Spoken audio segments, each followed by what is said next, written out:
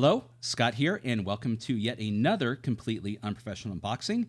And this will be part 3 of the LFOSR unboxing videos with Rogueland and the conclusion of the LFOSR unboxing. Wow, I can't say that correctly. Anyways, here we are. And thank you for joining me with part 3. And I do appreciate you if you have come from the previous video, the DERF video, and continuing on to watch this. Thank you so much. I do apologize for it running long. I was looking to get through both of these in a single video, but such as I do tend to prattle on and on and on. And thank you for having patience with all of my bloviating, so to speak, about these books. But sometimes I just, this is just a natural flow of conversation with these things. These are my first impression of these games. And yeah, thank you. Thank you for watching these. Hope you get enough out of them that you can make some sort of informed decision on what you would like to do in regards to maybe playing, purchasing, or checking out these games. So carrying on, here we are. LFOSR Part 3. We've got Rogueland. This particular game I purchased knowing zero about. I've seen its name shared over conversations. I have seen this game also for sale on the Exalted Funeral site. It has intrigued me to a certain point, but it has been one of those things where I've never dropped the hammer on purchasing it simply because it wasn't available at one point in time, and other times it just eluded me. There was other things that I was looking to purchase, but one of the primary reasons why I got this was it was when I purchased DERF and Cairn, and it's its associated zine that came with it. I apologize for getting the name, but anyways, there was a little bit of fundage left that I decided to grab this also. So let's see here. So we've got the character sheet on the back. And as mentioned, in case you came directly to this video, I just want to state that when you purchase this game, I don't know if this comes with every Rogueland purchase you make if it's through another site, but if you do get Rogueland through LFOSR, you get these wonderful little player sheets with them, which come with these scaled down character sheets with inside of them, but you also get a nice little cheat sheet for the rules, which is great to have. Even these smaller zine-like games, they do have structured rules within some of them, and it's nice to have these to refer to, especially if there's just a singular book that you're utilizing, and instead of the GM having to flip through to check out the rules, put the onus on the players. Let them look it up so you can continue on with the narrative. Let them take ownership of the rules of the game that they're playing in, as they should, so to speak. So. All right, so Rogueland, knowing nothing about this book. What do we have here? Let's see. The following pages are heavily inspired by some of the greatest tabletop role-playing games like Knave and Ars Magica. Wow. if there's not not that there's a gap, but if there's just a tremendous difference between playstyle, rules, and essentially the foundation of two games out there, Knave and Ars Magica. I can't think of another off the top of my head. There are. I'm just doing this for performance, but yeah, those are two extremely diverse games as far as the differences between both of them. So. Anyways, carrying on. And classic adventure games like NetHack, Wizardry, and Zork. Oh, yes. So, obviously with this beard, I am of the generation that grew up with games such as that. NetHack, Wizardry, and Zork were games that I discovered probably alongside my discovery of Dungeons & Dragons, the first role-playing game that I got to play.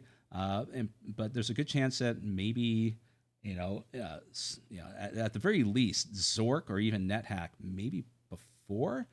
It's hard to say. I'd have to think back to my youth when we actually got a first computer in the household compared to when I was given the first thing that introduced me to Dungeons & Dragons, and that was the Return to Brookmere. um, solo quest, not solo quest, endless quest book, yes, which led to Dungeons and Dragons. Anyways, I digress.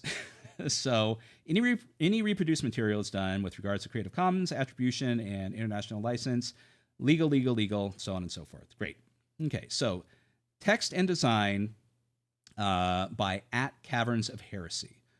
So we have a profile name, which I know that they follow me on Twitter, and I follow them also. So if you get a moment and you don't follow Caverns of Heresy, definitely do that. I'm sure they will provide you with additional information or more information regarding their product or products than I will here.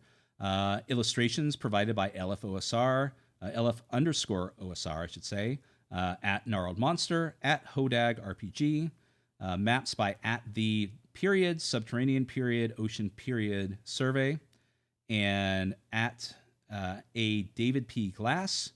And then finally, character sheet by Livixvs. Yeah, PHLLVXVS. Yeah, I'm not going to apologize for mispronouncing that. So I'm allowed one. All right, so fair enough. So yeah, some of those names that I'm familiar with, as far as around the the Twitterverse, and do see them provide discourse within the RPG Twitter world. So there's a bug on me. All right, so using this book, Rogueland is a tabletop role-playing fantasy game. The book describes how to build characters, wield freeform magic, fight monsters, explore dungeons, and more. The included material is designed to be modular and compatible with other classic tabletop role-playing games. Additional sources should be used to supplement any game components such as adventuring locations, encounters, character options, and spells. This game uses player-facing roll-high D20 mechanics and is best played with 1 to 5 players and a game master. Fun and interesting stories can be built through collaborative world building, improvisation, and inclusive conversation. And it is encouraged to modify and experiment with any aspect of the game to support varying preferences. Okay, good enough.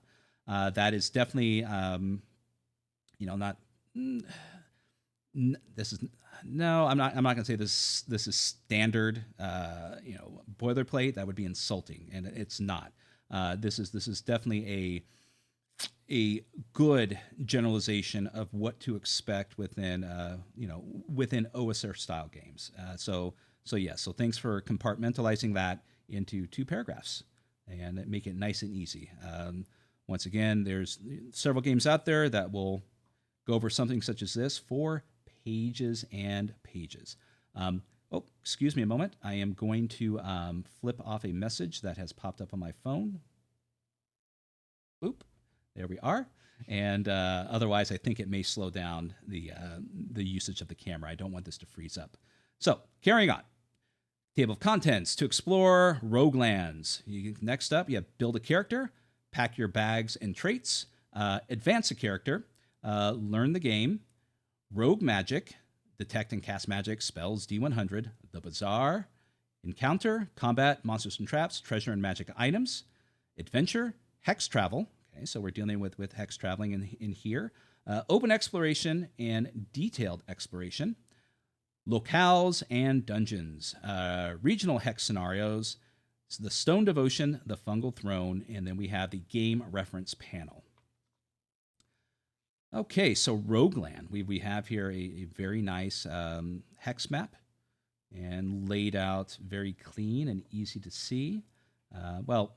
Easy-ish, and I will not blame this at all on the artist. The hexes are fairly light, but as someone with eyes that are starting to go south, someone may have a different interpretation of how it looks, but I completely understand why the hexes are relatively light, so it doesn't take away from the details of this wonderful black and white map. All right, so building a character. So what makes Rogueland different than the other 2 games that I've looked at? So characters are composed of abilities and characteristics and equipment, along with any identifying traits and personal motivations. The role of each character within an adventuring group is primarily defined by how they choose to solve problems and how they use their inventory items in purposeful ways. A character's role is dynamic, and roles can change through equipment specialization and guided improvement of specific abilities and traits. Create a playable character by using the following steps. Okay, so unique or pre-packed. Okay, I think that's self-explanatory, but I'll touch on it in a minute, or for a minute here. Choose to build a uniquely generated character from the results of subsequent steps, or start with something from the pre-packed explorers. Great. Excuse me a moment. I am drying out here. Thank you.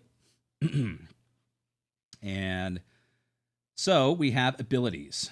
So we have strength, dexterity, constitution, intelligence, wisdom, and charisma. So we have our standard D&D traits here. We roll a 3d6 for each ability and use the following table to determine the resulting modifiers, or allocate a standard distribution of +3, +2, +1, +1, +1, +0 among the abilities of your choosing. Okay.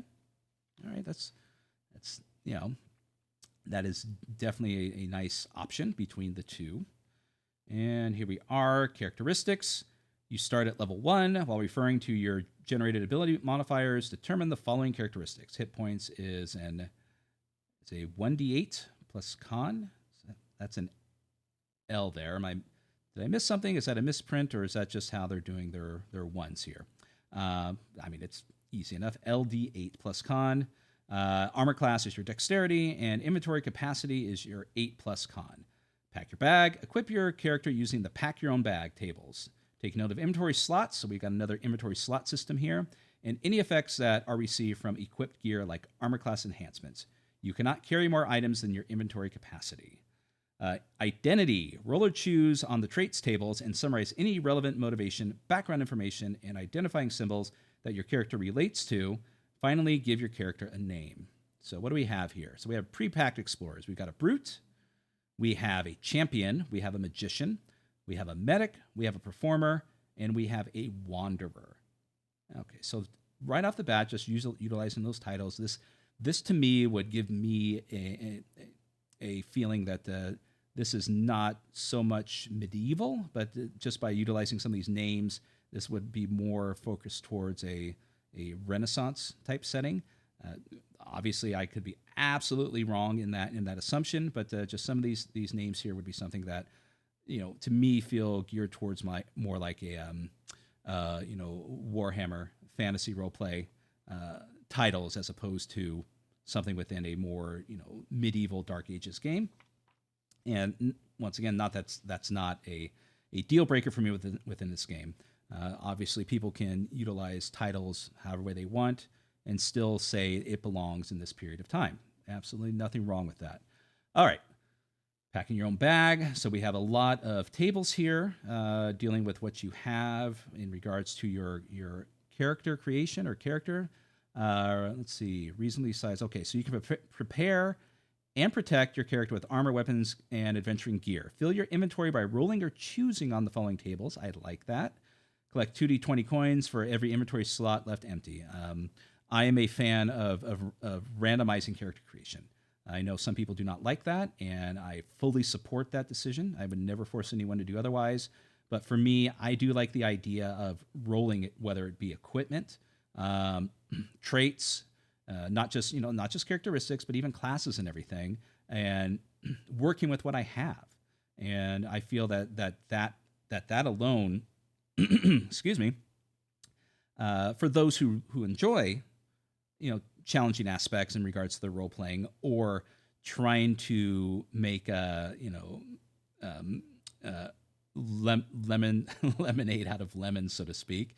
It does provide a wonderful foundation for you to take these, whatever you have, make the most of it. And surprising enough, 9 times out of 10, at least when I deal with that, these characters continue on. Because you're focusing on so much on a lot of the things that they don't have, as opposed to simply spamming the button on what they're strong at. You have to find inventive and creative ways to get around certain things that the randomized character creation did not provide to you. And carrying on, we have exploration gear, general gear, identifying items. So, items that require... Oh, I skipped over. Reasonably sized items and multiple tiny items can fit into one inventory slot. Okay, items that require 2 hands or give non-magical buff occupy slots of that amount. Consumable items marked UD are handled through usage dice. Okay, so same scenario as the other ones. There's a slot system that you need to follow and a usage die system. And then we carry on with advancing your character. You accumulate wealth. Let's see. Your accumulated wealth can be used to advance your character in various ways. Coins can be collected throughout your venture by looting treasure hoards, completing jobs for pay, and selling recovered treasure at markets like the Bazaar. Use your coins to enhance your equipment and improve your abilities and characteristics. Let's see here. We have equipment previously enhanced and purchase better armor and gear. Oh, progressively, geez. My dyslexia is kicking in. I am skipping over words my brain is deciphering to be different than what they are.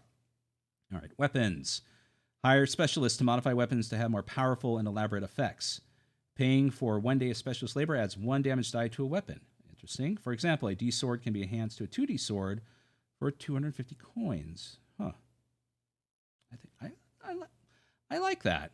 I like the ability to enhance your weapon rather than just deal with mundane weapons in the hopes that someday you'll get a magical weapon to improve what you have. That's cool. I like that. Earn experience. Improve your innate abilities by earning experience points through training and donations, spending coins at expert training facilities, or donate to organizations of worthy or notable causes. 1 coin spent equals 1 experience point.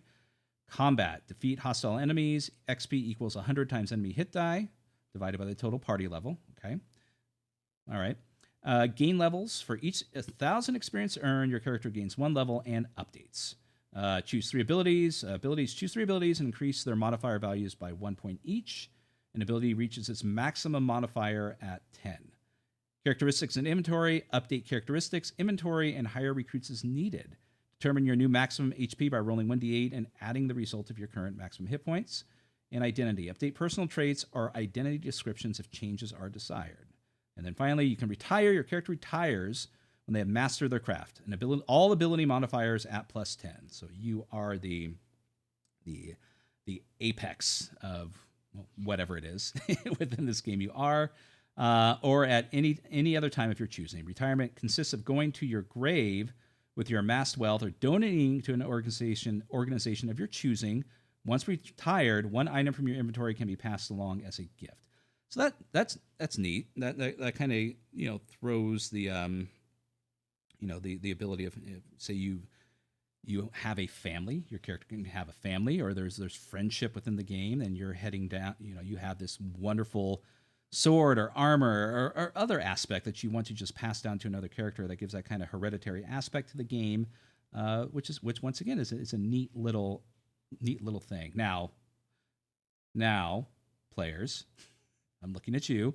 A lot of people will well, why just 1? Why can't I give everything? Well, yeah, I mean, I hear your point, but we're playing Rogueland. Okay, so the rules clearly state within Rogueland that's what happens. So accept it that they're getting something and not nothing. Now go to bed. Don't forget to brush your teeth. Anyways, moving on. So we have an example here of a character. So let's see. Felis Velnar, level 2, experience 1.2k. He's got 65 coins. Traits and motivation. He's an herbalist, lanky, ceremonial, curious, tattooed, exiled, and bitter. Special training and donations. What's that say? Covert Health Association, 1,000 coins. Wicker's Guild, 200. And then inventory, we have leather coat, plus 1 AC, so on and so forth. A scroll of summon sound, herbal stew, which gives 1d6 hit points, and torches, which is a utility die notated by the UD. And your current usage die is a D10. All right. Okay, so learning the game. Let's see, I'm just going to take a look here and take a look at the time, trying to keep it at least within the same realm of DERF. So we have abilities. So we've got your standard abilities here. 6 ability modifiers are used when determining various characteristics, combat scenarios, and other situations that require testing your skills. These modifiers are initially generated when creating a character and are improved by gaining XP and levels.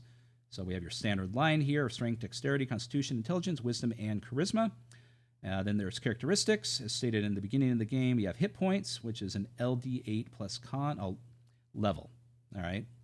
level. So it'd be whatever your level is, I would imagine. Correct? Still doesn't say it here, but that's my guess. Armor class equals dex, and inventory capacity is 8 plus con. Bonus equals mod plus buff. Base ability and characteristic modifiers can be positively or negatively affected. Buffs. By certain equipment items from your inventory, whenever a bonus is needed for roll die, always use the total mod plus buff. We have difficulty ratings here, that easy being a 10 and legendary being 25. Ability saves, roll a d20 plus bonus. If the result is lower than the chosen difficulty rating, the attempt fails with consequential outcomes like getting hurt. Otherwise, the attempt succeeds with the desired intent. Inventory. Apart from clothes and coins, anything that is carried occupies inventory slots. Reasonable size items and multiple tiny items can fit into one slot. Items that require 2 hands or give non-magical buffs occupy inventory slots of that amount. Okay, what happens if you're too encumbered? You cannot carry more items than your inventory capacity or else you will become encumbered. Being encumbered results in a -3 penalty on all rolls. Excuse me a moment. Excuse me. It is very dry in this house due to the water damage. The dehumidifiers we have in here is taking the moisture completely out of the air. So excuse me if I start to sound hoarse. It's extremely dry throughout this entire house. Carrying on, encumbrance. So -3 modifiers. Where were we? Let's see here. You also become encumbered when you're afflicted by status effects. So you need to get a cure for that of a DR13 each round of play. Carrying on, magical scrolls and attuned items. Magic is cast through scrolls and attuned items. Okay. I just said that. And the outcomes can be uncertain. Adventuring parties can typically find scrolls while exploring and buy them from common magic shops. Okay. And consumable items, amount of items like torches, spikes, and so on. You utilize usage dice. You start with a total UD20 consumable items. And progression, the result of a 1 or 2, decrease your usage die by 1.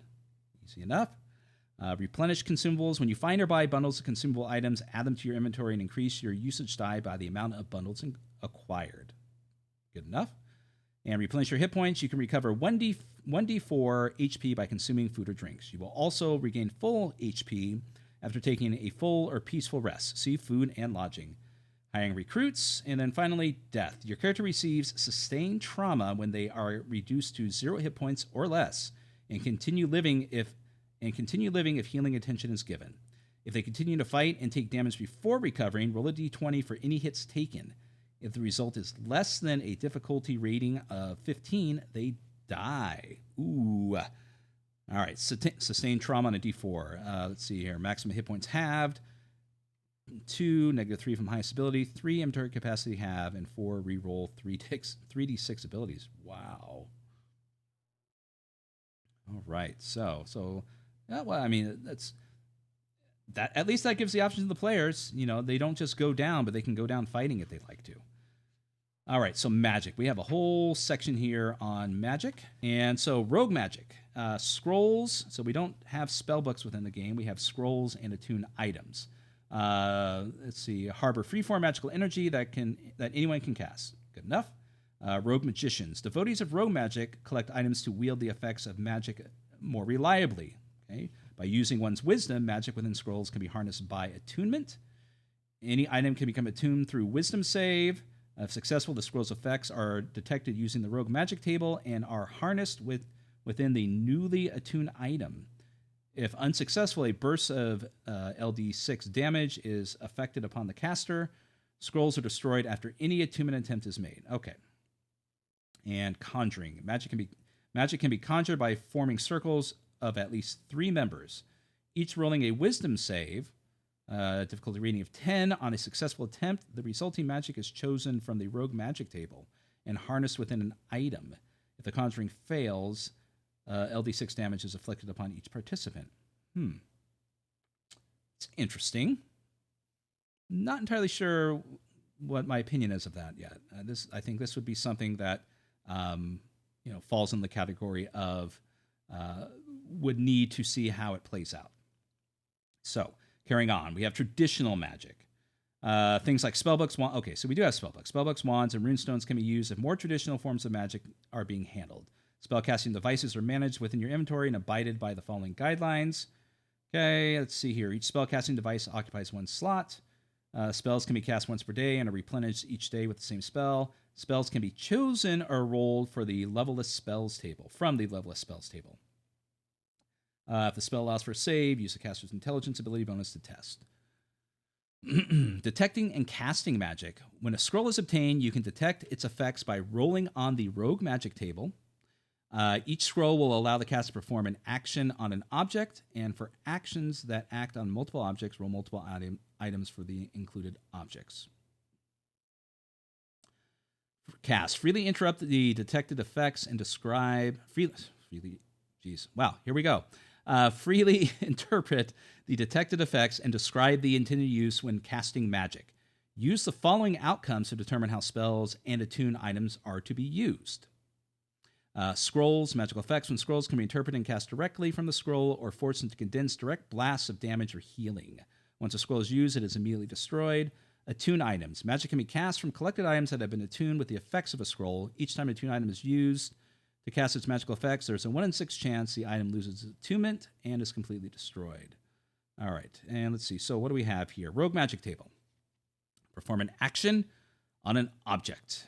So you roll D12 for both. So an example would be, let's say I rolled a 6, it would be a shield from, and let's say I rolled a 10, food or medicine.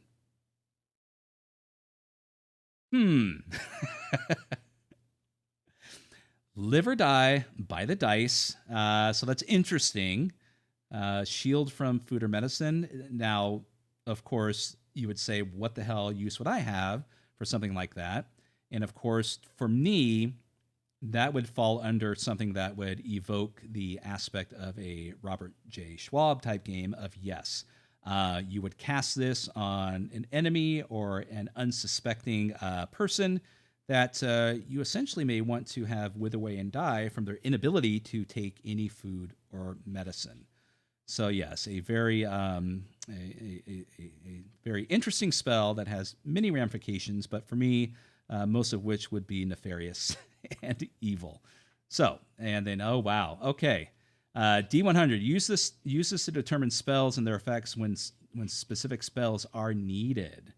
Unless otherwise noted, magic has a 40-foot range, and any results with ongoing effects last up to L plus 10 minutes. Any damage or healing is equal to LD6. So let's see here.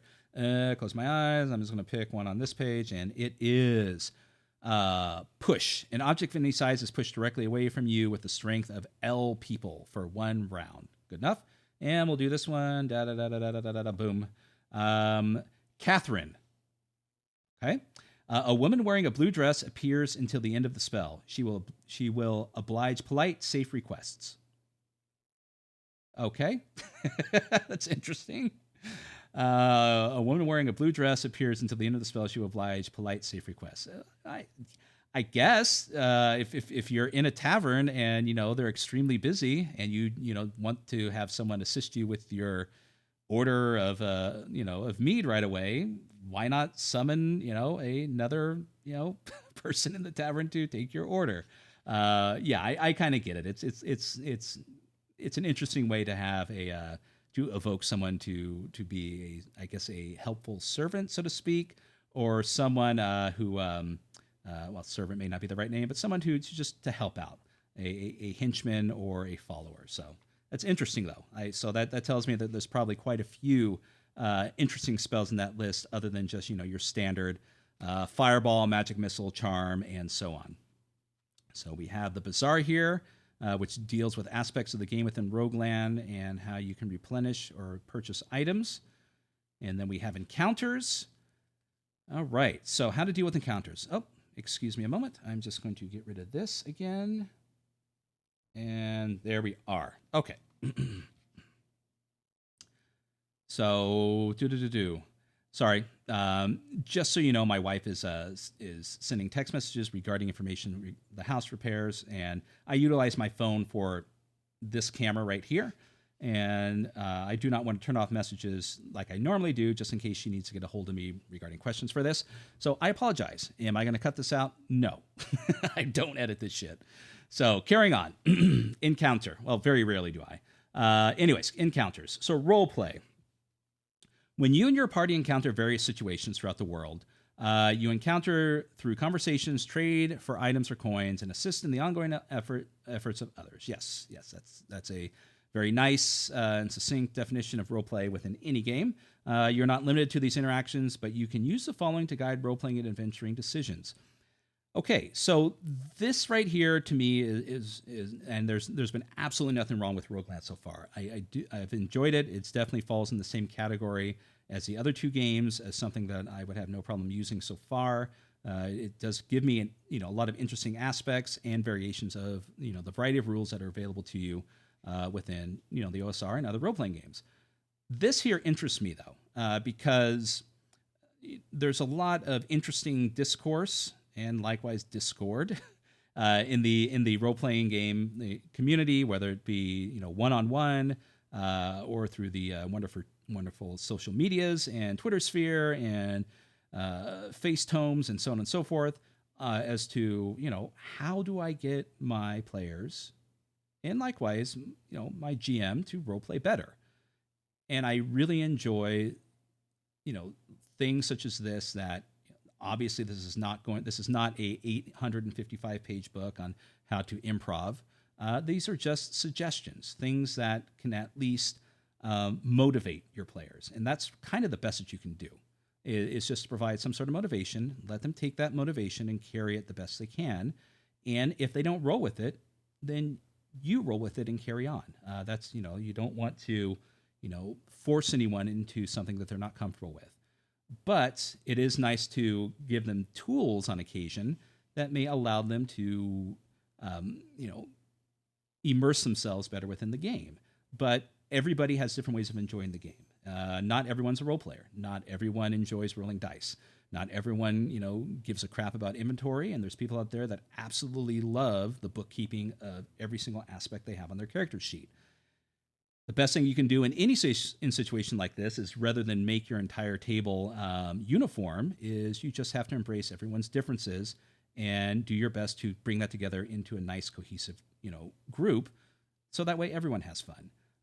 But once again, I've taken a sidetrack here. But yes, so what do they have here in Rogueland that's going to provide some suggestions regarding role playing? So let's see, following to guide role-playing and adventuring decisions. So here you go. We have question. Ask questions about surroundings, rumors, or potential dangers. Trade. Sell or trade equipment like adventuring gear, maps, and weapons. Assist. Complete jobs that gain valuable information, coins, or goods. Hire. Offer an aspiring explorer to join your party and assist in adventuring. Fight. Attempt to fight your way through hostile and threatening environments. Okay, so that's an interesting list, and I feel that this is a decent list to kind of provide to your players. But I think this is more, how to get your players to participate within the game itself, which isn't necessarily mean that you're role playing. Well, I take that back. I would say it doesn't necessarily mean that you are, this is going to sound bad, but you're not acting. You're not essentially taking the personality of what your character is and doing a performative situation at the table, because role-playing are these things. The decision to do anything with your character within the game is role-playing. You're playing the role. If you're a fighter and someone attacks you and you say, I want to attack them, you're role-playing. I don't care what anyone says. At that base level, you're still playing your role. You don't have to be dressed up in an outfit, exactly as your character would wear, and, stand on the table and, do an improvisational Shakespearean 30-second play every time it's your turn at the table. And if you do that, that's great. If you enjoy that and your other players, enjoy that, fantastic. But everybody has, as mentioned, everyone does things differently. So I take that back. I don't think that this is not a guide, for how to role play, because yes, this is a guide how to get your players to interact in their role, and so this definitely qualifies for it. So yeah, I mean, once again, this is for beginning people, for beginning game masters, for beginning players. It still is nice. It doesn't matter how small it is, or to have these suggestions that that new people may have. You never know who's going to be new to the game you're running. And granted, the possibility that Rogueland is going to be someone's very first role playing game, and no offense to the creators, is going to be somewhat smaller than obviously the one that's the most popular there is now.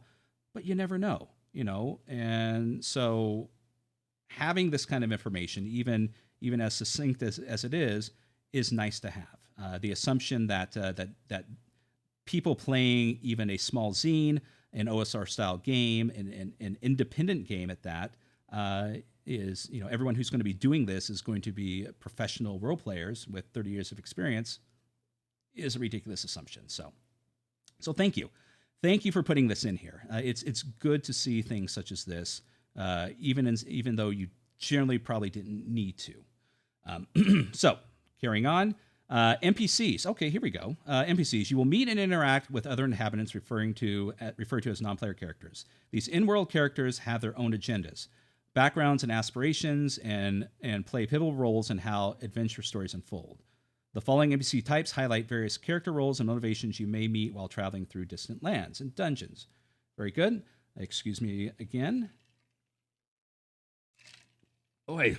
Am I going to make it through? I hope so. So here we are. Townsfolk looking for help or providing rumors of lucrative quests, leaders and tyrants, leading expeditions and protecting their exploits, friendly explorers adventuring for goodwill, recognition, and profit, nefarious explorers willing to steal or harm others for selfish gains, merchants selling their inventions, crops, and magical creations, monsters looking for opportunities to mistreat or exploit their surroundings. So, to me, this page right here is not something that is player or GM specific. It's specific to both. This is not only a list of things that will allow a GM to flesh out the world that they are providing to their players, but it's also going to give ideas to players as to what these various people are and these various scenarios that they are going to be involved in, and how they're going to react to them. So, I mean, as some people may look at this and go, this is minor stuff. I know this. Why does this need to be here? Other people may say this is overly simplifying the game. For me personally, I would say absolutely not. In fact, something such as this right here, this would be something that I would probably, if I was teaching someone how to play a role playing game from the beginning, i.e., me running a game, for kids again, through the community center or whatever the case may be, people who are new to role playing games, this would be something that I would take out and include in my information sheet that I would provide to them. This does a great breakdown as to who they're going to be interacting with and the things that they can assume and expect to deal with as they're going through the world that's being provided to them. So, for me, excellent job on this. Thank you. Thank you. Thank you for this. I'm not thank me. I'm not taking credit for it. So, but thank you for putting this in here. This is interesting. So we're going on into combat. Where we're going to break down the situation with combat, initiative, and morale, which I had stated earlier. We're rolling a d6 for initiative and enemy morale. So we do a 2d6. And player's turn. Okay, so here we go. Players can move up to 40 feet and take one action. All right, so here we go. We've got something that's more defined into what exactly they can do. Weapon attack. Roll your d20 plus bonus. You can cast magic. Describe the effect and outcome of the magic used. If the result is in the form of an attack that deals damage, roll a d20 and deal LD6 damage. If healing magic is used, the recipient's HP gains LD6 points. Okay. Oh, wow. My wife is busy. She's definitely, let's push that up there one more time. Sorry about this. But you've read the title. This is completely unprofessional. So, carrying on. Enemy's turn, move in action. And so, if attacking, roll enemy's damage dice and attacked player defends. If the attack player rolls a d20 plus AC. All right, hold on. Discard the effect. If the attack player rolls d20 plus. So, am I missing something? I apologize if I miss this, but is this an entirely a player-sided roles within this game, which I don't have a problem with. I'm just so enemy's turn. If attacking, roll enemy's damage dice and attacked player defends. The attack player rolls a d20 plus AC. Okay, so my bad. So they're actually they're defending. They're rolling a dice to defend. Sorry, I skipped over that. If the result is greater than or equal to the enemy's attack value, the player defends the attack and takes no damage. Otherwise, the player's hit and loses hit points in the amount of the damage dice rolled. Okay, so yeah, so it's shared, I guess. I mean, it doesn't have to be at this point in time. It's not like anything stands out as that. But carrying on, shields. If equipped, shields can be used to block attacks and deflect damage. And deflect damage. When a shield is used to block, roll the shield die and subtract the amount rolled from the damage taken. And if one is rolled, the shield breaks and is no longer effective. All right. And criticals. Yay! Special outcomes can occur when a 20 or 1 is rolled. Fantastic. Triumph. Ooh, I like that. I like that better than a critical success. Triumph. That's something that I can, see, a whole table just declare at once when they roll it and see a 20. Triumph. Like huzzah. When attacking, deal 2 times damage. When defending, counter the attack by rolling damage and dealing it to the attacker. All right. Blunders. When attacking, the attacking item breaks. Oh, shit. Fuck. Wow. There's no tripping over rocks here or accidentally, stabbing yourself in the knee. Your crap's broken. When defending, take 2 times damage and 1 armor item breaks. Broken items and armor can be repaired. Yeah, well, not at that moment. Holy crap. Well, fair enough. I mean, not that a random blunder table does not have an item to breaks, but I guess that's better than sticking yourself in the eye. Carrying on. Okay, monsters' hit dice are used as a basis for all stats to streamline the improvisation of random characters. So a nice simplified table here with some standard monsters, but utilizing this, it seems to be very easy to convert. And this once again within the OSR and other games, that has different editions that claim to be somewhat backwards compatible is the conversion aspect. How much time are you spending to convert certain things or make things more streamlined when you're playing another game? Or a module. A classic example is playing old school D&D modules. Just about every OSR game out there professes to be either easily compatible or somewhat system neutral, and therefore you can utilize it to play anything, so to speak.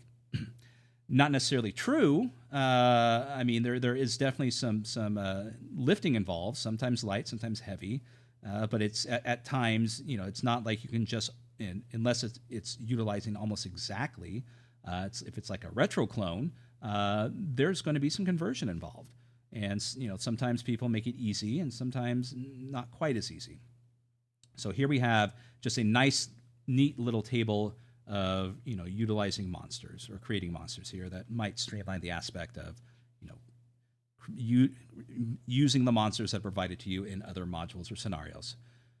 Traps and hazards, same little diagram here to create your own, along with a table to deal with hazard type and effects with some examples here, which is great. Oi. Treasure. The following tables can be used as basic guide, and so we've got treasure examples of just very basic stuff to what's inside the treasure chest.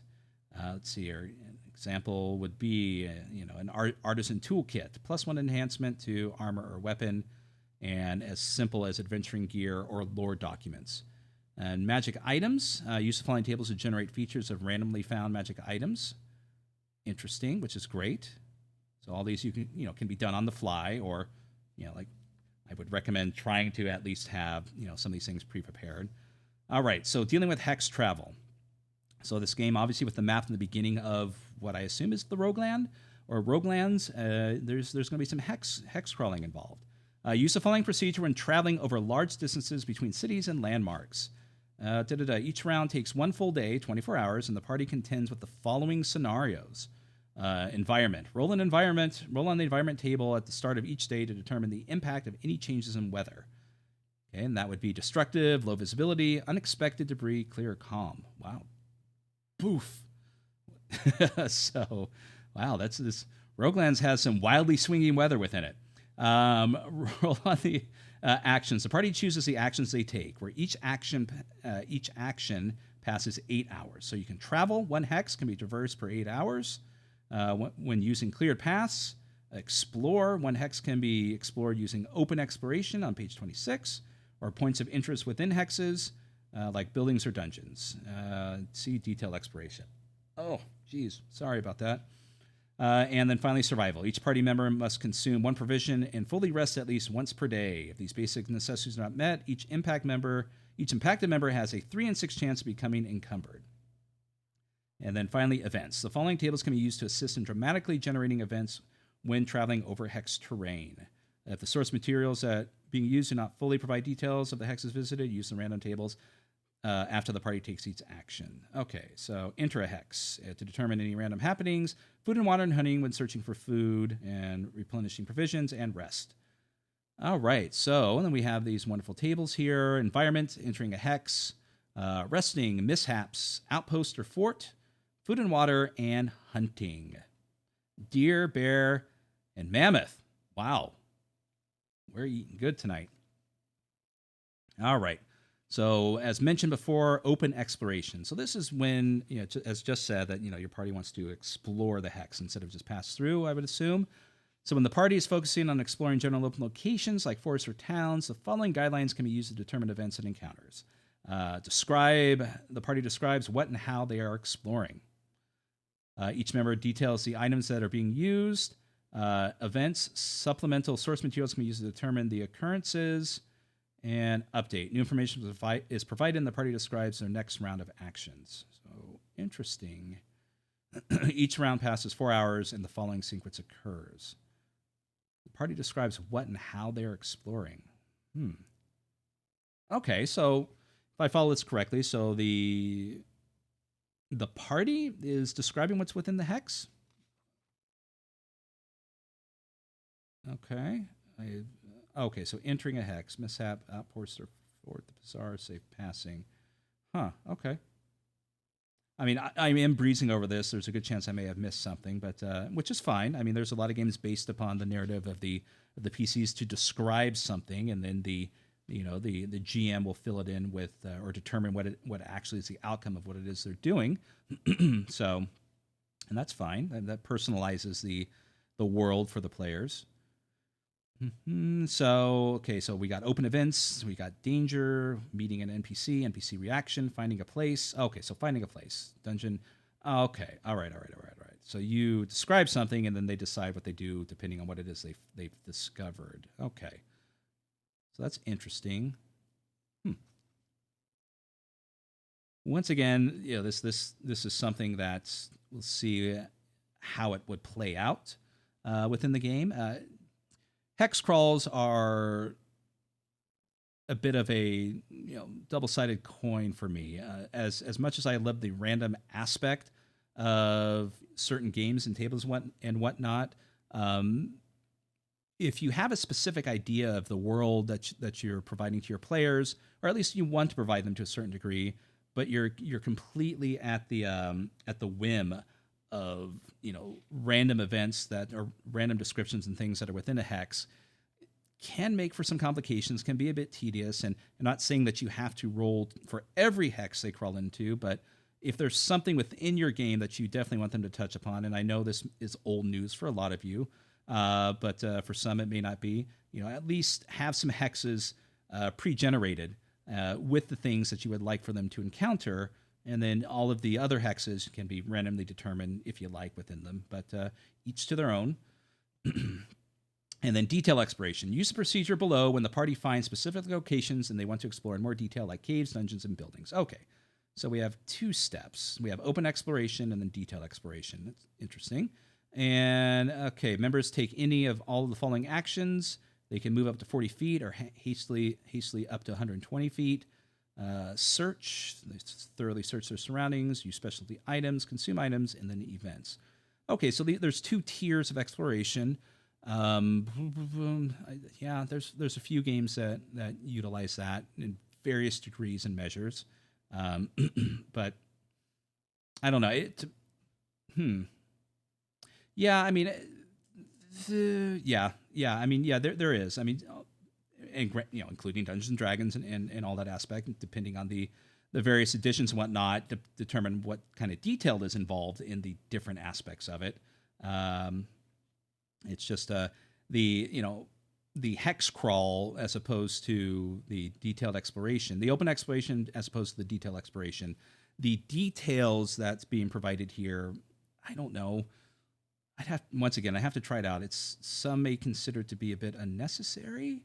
I might say, as far as, I don't know, if you're doing things completely random and just letting the dice determine everything, sure, this is what you need. You need a set of rules and things such as this to provide this for you.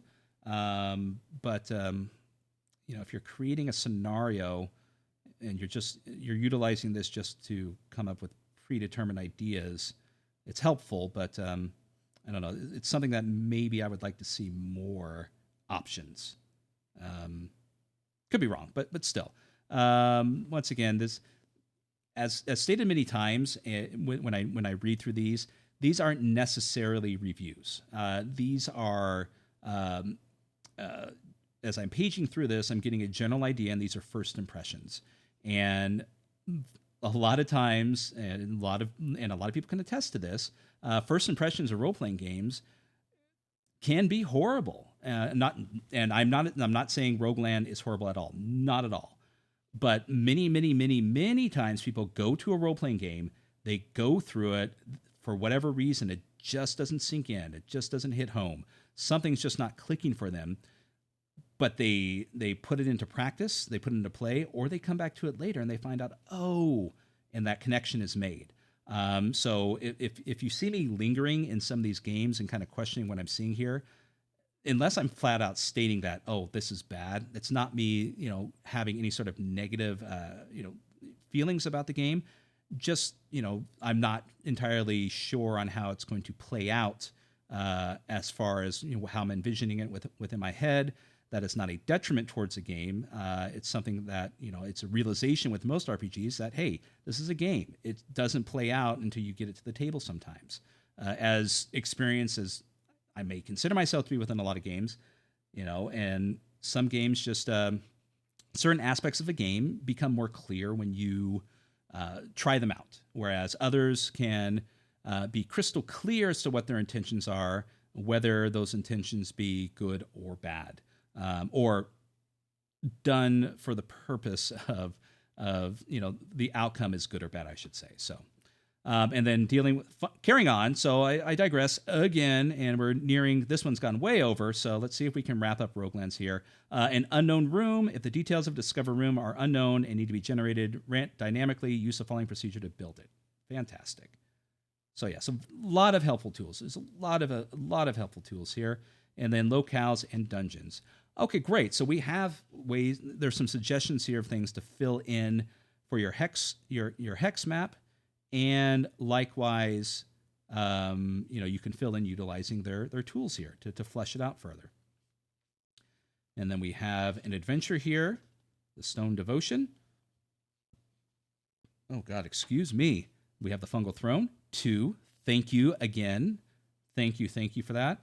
And then we have a wonderful game references in the back, giving you everything you need to run Roguelands without having to flip through the book, and which is included in, as I stated earlier, there are little character sheets here, but this is something that you can easily print out on either 2 sheets of paper or one fit everything onto 1 sheet of paper for ease of use within the game, and a character sheet on the back, which is large, black and white, spaced out evenly, and easily read for those of us who may need glasses, as stated earlier. So, Rogueland, a lot of people can say that games within the OSR are nothing but a retro clone of a clone of a clone of a clone. That there's not a lot of depth to them because all they're doing is rehashing the same rules over and over again and just tweaking them slightly. And I've seen some games that may fall under that category to a certain degree, but they do give enough personality to not really, where it's not necessary to focus on that aspect. Both Rogueland and Durf, which I detailed earlier, but specifically this, since the video is about Rogueland, I think even though it does carry over some of the qualities and the rules, it is another mix and match of a variety of different games that have been brought together to provide someone's own personal vision of a game that they want to play. And I think that that at Caverns of Heresy have done a good job, have done an excellent job, and have made it different and diverse enough to where the experiences that you're going to have within Rogueland and Cairn and Durf are going to be different enough to, if you wanted to try out one or all three of these games, it's definitely worth. Well, I kind of went off the rails there, but it is definitely worth checking out all three of these if you're able to, and to see which one clicks for you. To see if one or all three of these games are interesting enough to where you will, this is what you're going to utilize. This is what you like, because if it clicks with the creators of these games to provide you the experience that you want, or you may find that Durf, Rogueland, and Cairn, each individually scratches an itch, and you then have the inspiration to maybe create your own, which is what they've done. All three of these have done. Rogueland, Cairn, and Durf. So there you go. Yes, Rogueland would definitely be, just to kind of, if I would, this summer, while I'm doing summer's a good time for me to try out small games such as this, because my son, and all of his teenage friends, they have plenty of time, too much time on their hands, and where I will gather them together to be my little guinea pigs to try out these games and get a deeper understanding as to what really what really makes each one of these games unique. Even though my general impression is each one is, even though that they come from the same foundation, each one of them branches out in different directions. So there we go. That is Rogueland. Going to give this one a try this summer also with my son and his friends, or maybe even online. An idea is I am going to Gen Con. I will be staying with quite a diverse amount of people. Some here in the States and some coming over from the UK. All of which are reviewers. And noted reviewers, I must say. So maybe this would be a good opportunity, because these games are easy enough to pick up and just create a small game on the fly to give a taste of how these work. I may take them with me to Gen Con and see if we can give them a at least one or two or all three a little play here. No guarantees, but if I do play any of these games, I will definitely be reporting back on on Twitter. Not sure if I'll make a video about them after the fact, but there will definitely be some follow-up information regarding these as I play them and experience them firsthand. So there you go. That has been the conclusion of the 3-part series of yet another completely unprofessional unboxing of these 3 wonderful games that I purchased from the LFOSR. Thank you for watching, and if you would like to, there's obviously more videos here. If you do enjoy these videos, please, give a like or subscribe or pass them along, whatever the the standard thing you're supposed to say at this instance. Information to these games will be in the bottom of the video, so please check them out if you can. And also check out the podcast that I do with Keith from Rolling Boxcars. Hopefully we'll be getting another one up soon as more time becomes available for me as I'm dealing with the issues here with the plumbing problem in the house. But the next thing that we have coming up with Keith, I would think, is we are going to go in depth regarding the Adventures of Baron Munchausen's storyteller game. I'm looking forward to that. And coming up soon here at the channel will be taking a look at the arrival of my Mouse Ritter Kickstarter and the Call of Cthulhu reprint Kickstarter, and also the associated prop set from the H.P. Lovecraft Society. So check them out. They'll be coming soon. Thank you, everyone. And sorry this one ran even longer, but it happens. These games do deserve the as much attention as possible. So please check out Rogueland, check out Durf, check out Cairn, and anything associated with those games. And have yourself a wonderful day.